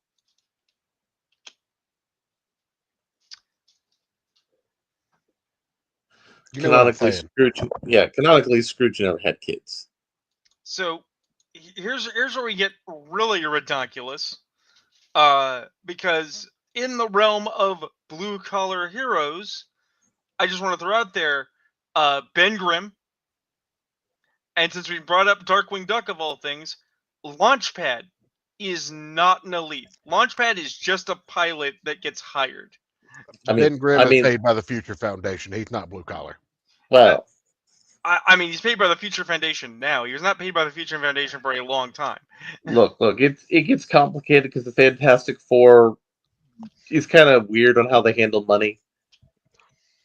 Yeah. But Ben is still culturally in the blue collar, even though Stretch is paying for everything. Oh, yeah. But Launchpad McQuack is literally like a character who would be in an old pulp novel. I mean, 100%. But yeah, Darkwing Duck doesn't make sense, but it was cool, so we didn't ask questions. Yeah, I mean, you I asked questions. I asked goddamn questions. It was Scrooge McDuck, and you can't convince me otherwise. I mean, I mean, Darkwing Duck and Scrooge McDuck existed at the same time because of Gizmo Duck. I mean, I will put to you the following: that Darkwing Duck is in fact a Scrooge McDuck bastard. He was never recognized, and he now exists, living, not knowing his lineage, but a superhero nonetheless, because he's in fact supported by Scrooge McDuck and is a legacy character. I mean, that's not a bad idea for a Disney comic. Oh, Marvel Comics also now exists in the Magic the Gathering universe. Oh, we're just doing all the things, huh? I just figured I'd throw that out there. That hurts. Yeah, I'm actually going to build the Captain America Commander deck.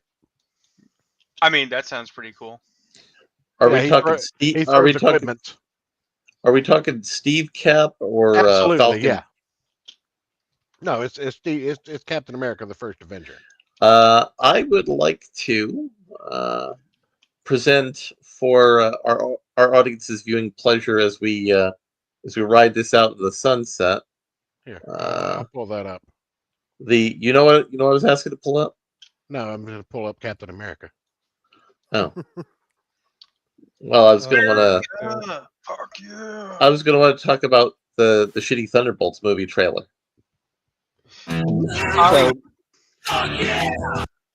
So Captain America is red, white, and blue, as he should be. Yeah. He has an active ability called Throw that costs 3, and to unattach an equipment from Captain America. He deals damage equal to that equipment's mana value, divided as you choose amongst 1, 2, or 3 targets. At the beginning of combat on your turn, you can just put an equipment on him. That's a pretty good commander deck card. Oh yeah. Yeah, So I'm gonna be throwing a lot of shit at people. I'm gonna be throwing a lot of swords. So are we ready to watch I'm some gonna throw a sword of Thunderbolts? Dungeons and Dragons at people. Well, before we get into this, I just want to point out that this trailer is 3 minutes 41 seconds long, and I feel It like is. I've watched the entire fucking movie. Because you have. Yeah. All right, here we go. Oh, America's so big. You ever drive through Oklahoma? It's so flat. You got a convoy approaching fast. Step on it.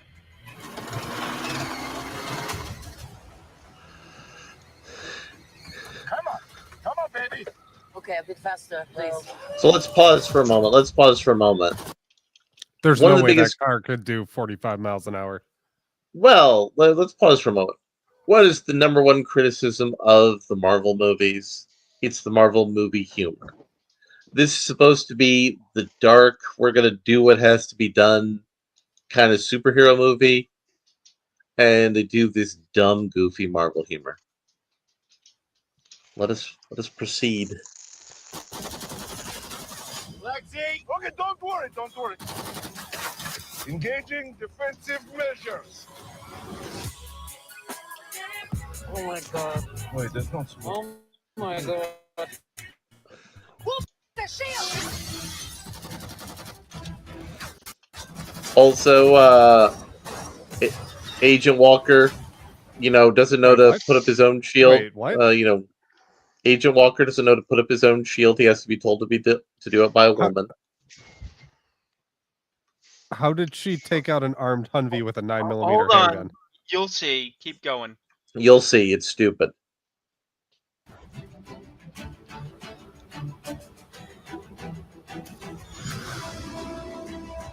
Oh, it's Winter Soldier. Is that Bucky? Oh, it's a Winter Soldier. That guy is so cool.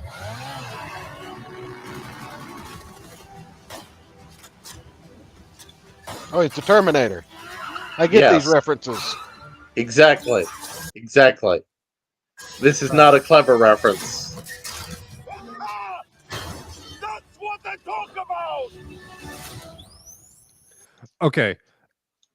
How does Bucky have a brand new Harley Davidson Pan America that's equipped with all this gear? That's like a base model, almost $30,000 motorcycle. Well, I mean, he's Don't friends think with about Tony it. Stark. Same project.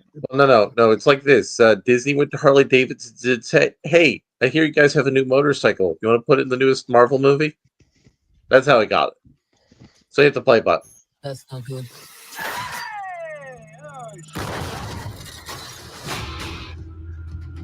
How crazy is it to think of all the monumental fights that happened exactly here where you're standing? I mean, the place wasn't cheap, but it's got good optics. Look at you. You are all so adorable. Eat shit, Valentina. Just remember, don't read comics. Don't read comics. The assignment Because is we're not to supposed to know who that is, right? Yep. Be surprised. Assignment is complete. I actually would have appreciated the Thunderbolts post, What kind of super serum did you get? like right before Civil War. Hydra. That would have been a good idea. Who's this old Santa? The Red Guardian. Since Rhodey's still out of What? commission after Everyone Secret here has done Invasion, bad things. Yep. Shadow just of repurposed War Machine as Iron Patriot. kills. Yep. And you, Former Red Room assassin. God only knows the blood on your hands. Pretty ludicrous coming from the dime store Captain America. I'll have you know, it's actually the official Captain America, so. Yeah, for like 2 seconds.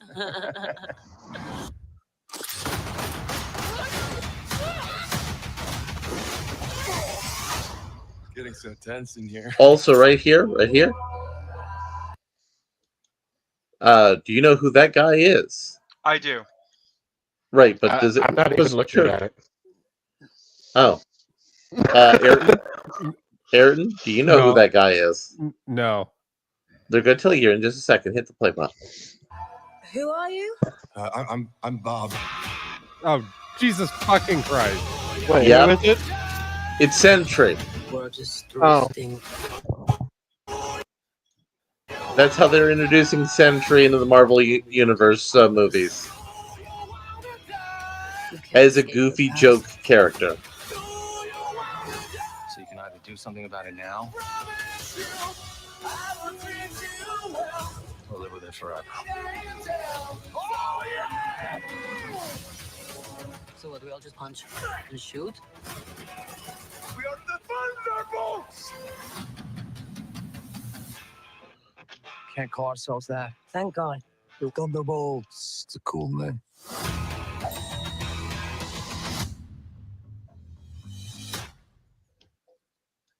Thanks, I hate it.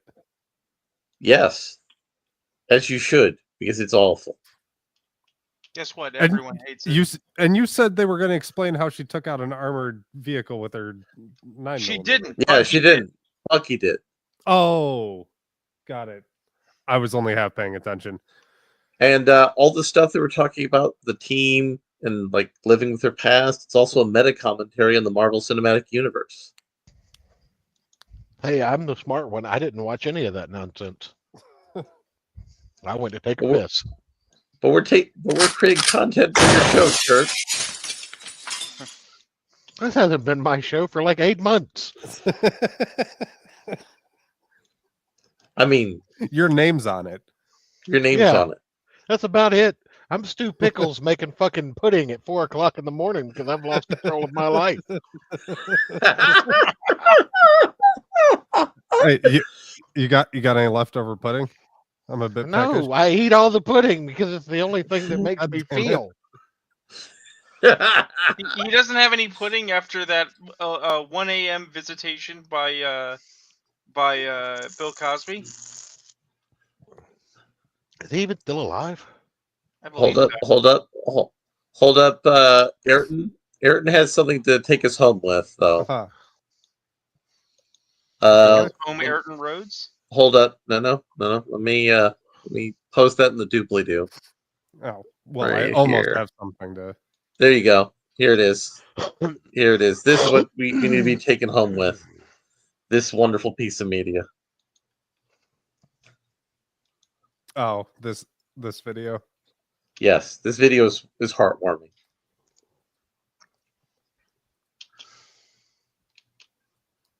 Well, yeah, the cheese and the chocolate fountain that didn't work.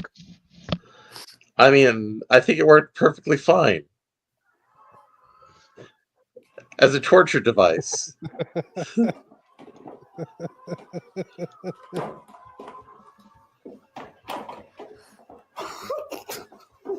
Why don't you just turn it off? Because he's clearly got Downey. What does fabric softener have to do with any of this? Yes. I didn't know they made them in Asian. I mean, I have seen a cheese fountain before, but you have to use a much more liquidy cheese. Like, you can use a nacho cheese and add some cream to it. You're on fucking business.